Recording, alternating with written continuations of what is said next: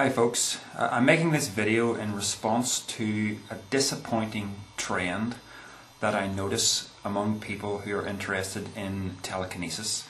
And this is a trend I think that exists just in general among people who are interested in things of a paranormal nature.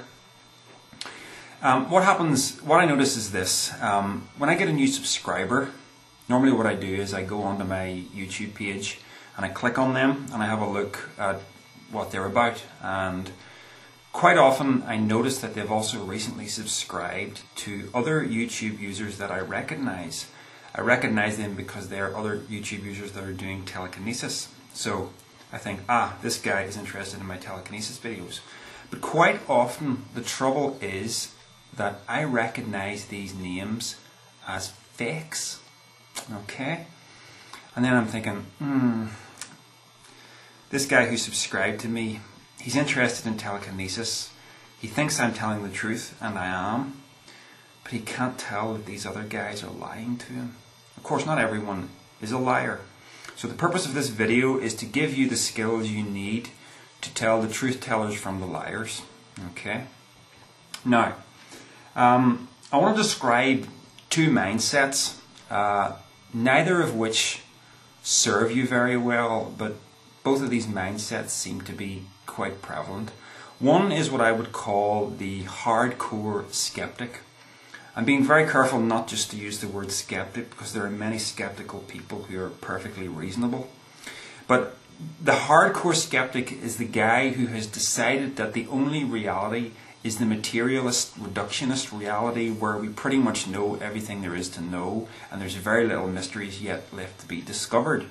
So anything that's new that comes along just gets laughed at, or the guy just attempts to explain it away by conventional means. In terms of telekinesis, you could present him with telekinesis under a glass bowl. He's the guy that's still trying to make you believe that it's heat, spinning the little psi wheel underneath. Excuse me, but the glass is a barrier to the heat. That's just not what's going on. These are guys that have a rigid worldview that is resistant to change. And to be honest, it's just another form of dogmatism. Exactly the same kind of dogmatism that religion comes out with. It's just the guys that say, I know the way things are.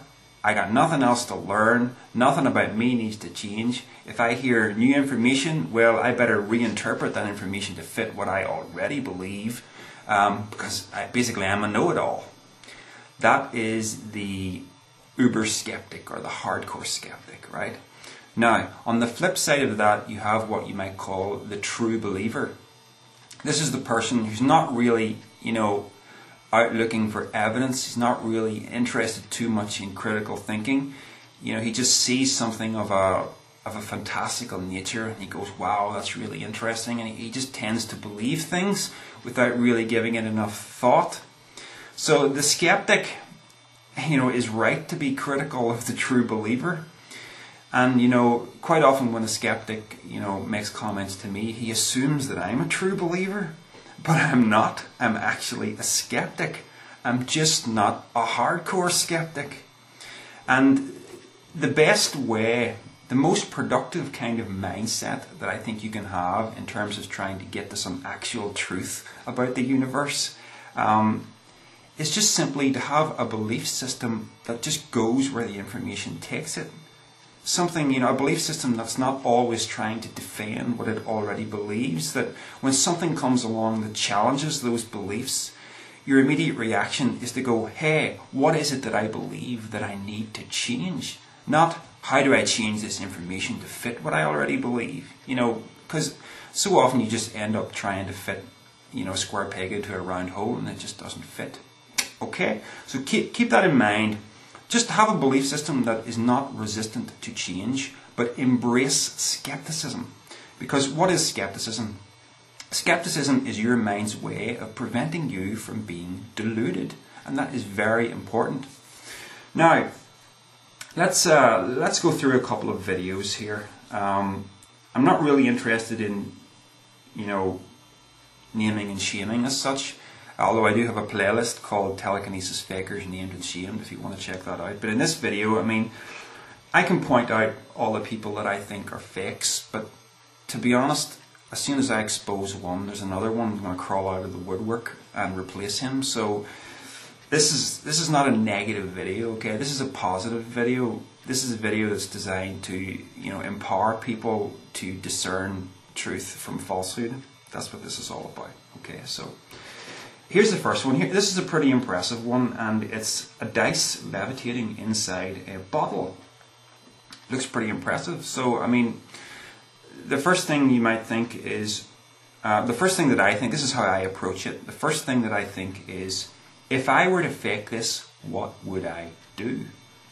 And I would imagine that there is a thread attached to the dice, and the thread pulls the dice up in the air. Now, of course, the first thing you think is, well, hang on, it's a bottle, and the bottle is closed. Well, that's just simple stage illusionist misdirection. Because the bottle has a cap, your natural tendency is to think that the thread must go through the cap. But if you just look at it, it's very, very easy to put a little pinprick hole somewhere near the top of the bottle and to feed the thread through that hole. Okay? So, let's be very skeptical about this. The thread is attached to the dice and is threaded through a hole, and the dice rests on the bottom of the bottle. So whenever the guy pulls, probably with his teeth for all I know, or else there's someone else in the room, when he pulls on that, the dice rises up into the air. Okay, so I'm pretty confident that, you know, I could do this. If I wanted to do that, I could fake it, and it would be pretty easy. But you have to also give the guy the benefit of the doubt. You have to say, well, maybe it's true. Just because I can fake it, is it really fake? And this is the point where what you have to do is you really have to look out for those subtle little tells, and quite often you can find them. Now, the first one that I notice in this is what the guy is doing with his hands. Now, I understand that some people who do telekinesis for real, they use hand gestures. It seems to be some kind of means of reinforcing what you're trying to do with your unconscious mind. But if you look at what this guy does with his hands, I mean, what is this all about, this running your fingers up and down the ball? What's he really doing there? I mean, I've been doing telekinesis for 9 months, and what he's doing with his hands makes absolutely no sense to me.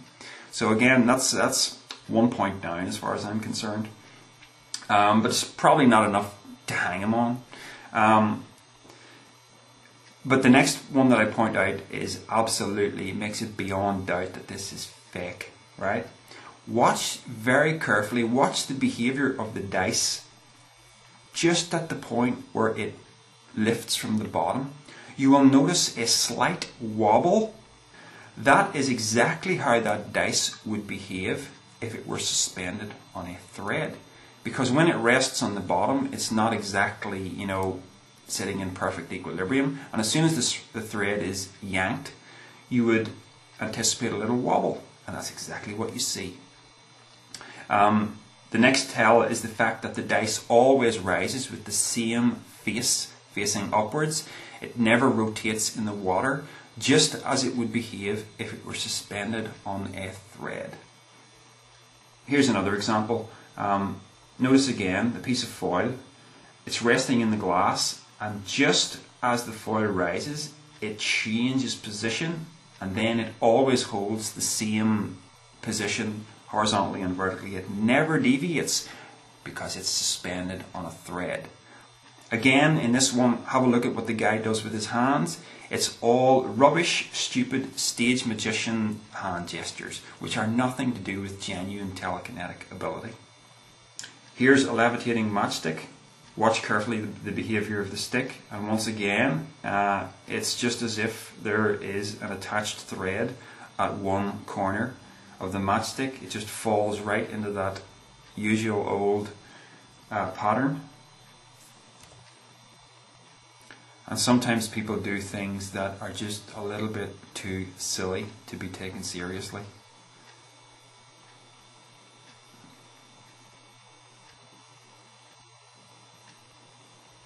So, watch for the subtleties, look for the tells, and watch for the real subtleties, and that's where you'll find the truth.